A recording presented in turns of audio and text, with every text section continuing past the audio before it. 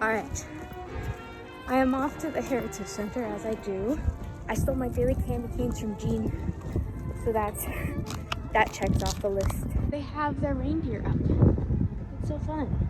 I go in through this door. Fun fact, I did not know that this door was here because one time the other door was closed. And so I ran all the way around to get into the archives. I've been, got my little badge. This is the one that I helped set up. There's a little bit of like plastic underneath all of these artifacts. I cut this one out too. I helped set this up. This one I got to choose the arrangement. So you can kind of see the little squares of plastic. I cut those out and I made, yeah, this is the exhibit that I helped set up with. They have extra mark in there, which is really fun. And Taskable Forces over by the Dino Mummy. This is technically the only exhibit that I ever went to. I have not gone into any of the other ones while I've been here. So, because sadly I haven't been able to work with like the archaeology and the paleontologist and stuff, but I kind of wanted to. I've been mainly with like the clothes and stuff. So I get to scan my badge. And go down the staircase. Oh my gosh, the monster's out. This is so exciting. It's the giant elevator for artifacts, but it has eyes and teeth. And it says, please do not feed the monster. Hi. I'm filming a video for my final project. Did you want to say hi? Hi, how are you? This is a wellness bulletin board. They have a bunch of memes on there. It's gorgeous. I don't know I haven't posted on yet. So, this is actually like a storage room. It's great. Over here is danger. Do not enter. If items in the room not only kill you, but also hurt the whole time you're dying. It's great. I've never also been in there. Oh my gosh, no way. This left open for me. It's so much cleaner now. Before like the first time I came in. This is where the arsenic books, but they were actually not been over here. So there's like garbage in there now. This is the instructional collection. This is an old sewing machine, I like that one. But this is actually the type of clothes that I was working with. So that's TD, you know, my initials. So in all of these boxes are different items and like clothing items that's kind of on. This is my reference board for answering all the questions whenever I see an artifact that I might analyze. So I didn't really get to the where and who. Well, I got to the who and what's used for. I didn't get to the where part because that was a bit too much research and I didn't have as much time in a day. So in this box here was what I was working on last week. They're hats. All of these have been cataloged, well, in my little sheet. So they're really cute. I like these ones. And there are more hats, but anyways, yep, instructional collection. Fun stuff. Hi, I'm Greta. I'm the audiovisual archivist at the State Historical Society of North Dakota at the State Archives. And Katya has been working on our shot sheets here. She has been transcribing these into our Excel database, which we export into our rediscovery system, which we use to search for files. So as you can see here, there's lots of different content. I have to find the one with the bad handwriting. Lots of bad handwriting too. Bad guy. It varies from, you know, basketball, sports to... Bat boy with teeth. Yeah, murder, mystery stories as well. And these are super helpful for when the news stations request their footage so that I can go in and search by keyword and I'm able to send them these files that they request. Oh, very nice. The news that we have here varies from 1950 to about 2009, 2010. And the one Katya has been working on has been from 2004, yes. And I think she's gotten through a couple months here. They kind of look like old VHS tapes. These are the M2 format, and we have a lot of different decks from the news stations.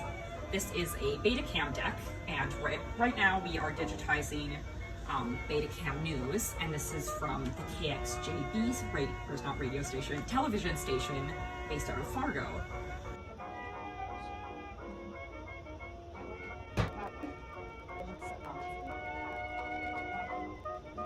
Katya is showing how to lace film through our film scanner.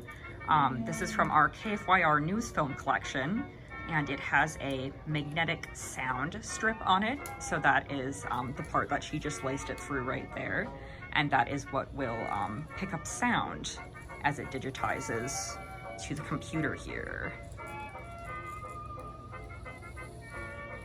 Hi, I'm Matt Eli. I'm the photo archivist at the North Dakota State Archives, and Katya worked with me this semester sorting facsimile files, which were photocopies of photos in the collections. And that's it. To show the papers.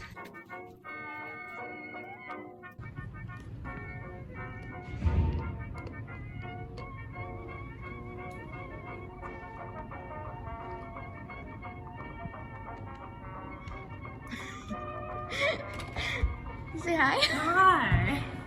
I'm filming for my project. Hi. My name's Lori Noner. I'm the assistant curator at the State Historical Society. Katya's been helping me this semester with inventory of clothing, and also other random things like getting things ready to go up in an exhibit, installing an exhibit, and Cutting plastic. cutting eyeliner. Yeah. So, I'm finding golf clubs. yeah, finding golf clubs. That was part of our inventory. We have some missing golf clubs. They're not missing anymore. And we found an artifact. We did. One thing that was labeled as missing, and we were able to figure out where it was. And It was one shelf over. yeah, now it's accounted for. Yeah. There's the secret ninja hideout. Gorgeous. So this is the aisle that you inventoried. We started in the secret ninja hideout, and we moved all the way down to the art. Was there anything in those boxes up there? It is a nightgown from the Chateau de Moraes in Medora. So the Marquis de Moraes is nightgown. Nice. Yeah. Here's the vestments. This is the horse. So when we were inventorying, we had a list of everything that ought to be in each location. And so we just went and checked them off. Most of it was. Most of it was. I'd say there's maybe 5 or 6 things that weren't where they said they were. And then we worked on improving storage as we went as well. So Moving things around, using the mallet to hit the shelves. making better use of space, and we marked which items need better hangers. Because you need the padded hangers, not the... No wire hangers. What about wooden ones? No wooden hangers either. The wood will off-gas and discolor the fabric. Oh. Eventually. Why did we take the plastic off again? Because it wasn't really doing any long-term good for the fabrics. If we were going to put dust covers on things now, we'd make them out of either Tyvek or cotton muslin. Was it going to cause problems when they're all next to each other? No, unless they get wet. Yeah, and then the No. dye would bleed. And, yep, so There's no sunshine here. there is no sunshine. Mm. But light levels will fade fabric, and that is a damage that is irreversible. So we try to keep lights off and light levels low. Clothes. So Katya inventoried probably around 300 objects. Oh, in I her did? collection. Yep. Wow. Oh, I liked this skirt. Oh, like the clothes that had like a little like monitor embroidered on them. Remember those? That was the marquee things as well. The Mhm. Medora and her husband, the marquee. And how old are they? 1880s, 1890s. Can I show that one guy, Andrew Merrick? Where is he? Jesus. Yeah. This is for Catholic school videos. A Lutheran church altar news. Look at him. What a terrible person. Yeah. Two things that really drew me into museum work are my dad's interest in history, and I've always been interested in fashion history because of TV shows and YouTube videos that I like to watch, such as Bernadette Banner and Rachel Maxey, and also just period dramas in general. I was introduced to Jane Austen in elementary school. I was into it.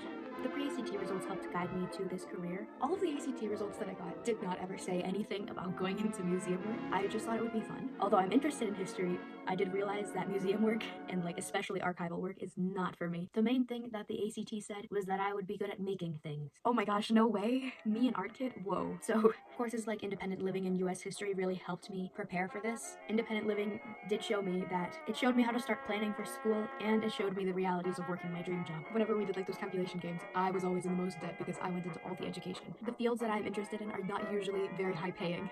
So US history helped me because of the National History Day project. It taught me how to research, which really helped with the museum stuff. And it also helped like my own like personal knowledge because I was able to point out things that I had specifically like researched in National History Day project. One of the most important things that I learned while working at the Heritage Center is how open this entire like career is and how many thousands of projects are constantly happening all at once in a tiny building. And like the entire like workplace in general, it was honestly my favorite part because everyone is super friendly. Like the moment that they figured out that a young person was interested in preserving history, they went wild. They're great. I really enjoyed all the little kids whenever they would come on their school trips. That was always really cute. Basically, the Heritage Center is full of a bunch of nerds. And like, this is positive. Everyone will start spewing facts the second you ask a question, like about something they're interested in. And they're always willing to teach you about the subject that they have studied for many years. New things that I discovered about museum work include the tons of plastic waste that happen in museum work. And the number one reason history is lost is a lack of care or willingness to learn, which is preventable, but we have to have people willing to teach in order to preserve this history. My skill set aligned with the experience because I know how to do basic research to find information, and I already had basic knowledge of women's clothing throughout the 1700s to the 2000s, so it was really easy to identify a time period and use, and because nothing was ever over 150 years old there. Things that I learned from my interviews with people there: museum and archival work is an easy field to get into, but in order to be competitive, you need a master's degree minimum, which is another reason why it is a dying field, because there's a lot of education and money to go into a job that is not high paying and is mainly government and donation funded. The journal articles that I researched related to my experience because the first journal article that I researched was the dust, fungal, and bacteria levels in like museum storage rooms and just museums in general. It related a lot because everything that I touched had a bit of dust on it. I sneeze around dust, so most of the places that I was in, I was actively being attacked by allergies. Most of the items that are in a collection have not been cleaned because they don't want to risk damaging the item or taking off a bit of history. Like everything on a garment tells the history of where it's been and how it got to this specific location. If you were to clean that off, you would be losing a piece of that history. So most of the things there are not cleaned, and for a good reason too. This experience influenced my future plans a lot. I probably won't go into museum work, and definitely not archival work. If I was to go into museum work, it would probably be more tours or teaching others. Midway through this semester, I did come to the realization I'm more interested in science currently instead of history, but this whole experience inspired me to create new things instead of studying history. It was just like learning about people in the past has given me more ideas for the future, especially in terms of sustainability. My next steps are pretty simple. I want to go even further in school. I want to learn everything that I can possibly learn, or as my dad has taught me, following each new thread that pops up in my life until I find my calling. Because everything that I'm interested in, it might not seem like it all relates, but they do have one thing in common, and it's that I have an interest in them. I'm planning on studying abroad. There's a college that I'm interested in that's in Greece, so there's like a big history program because obviously it's in Athens, right? But they also have an environmental science program that's more focused on new inventions, which I am stoked about. My current plan is to go into environmental science and start to find more sustainable solutions to modern issues using history, math, and science. The most exciting part of my future plans is the fact that I get to try all the things, as my mom says. Getting more experience and showing my true potential and who I can be. I'm so excited to share with the world who I actually am. I desperately want to make a difference in this world through studying all the things. My biggest takeaways from working at the Heritage Center: number one, don't touch green books because you never know if they have arsenic on them. Number two, wear gloves.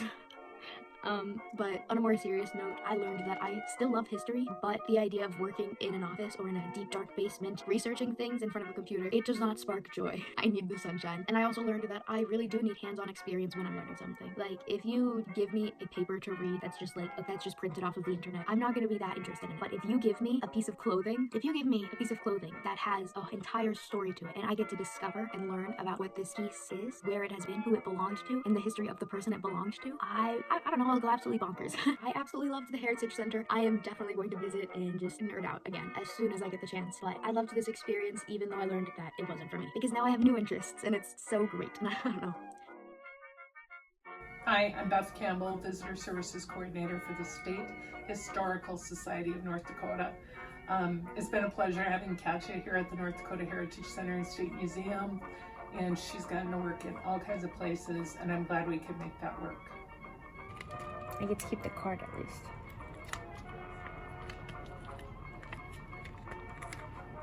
I have to see. I don't think it opened the stores. But yeah.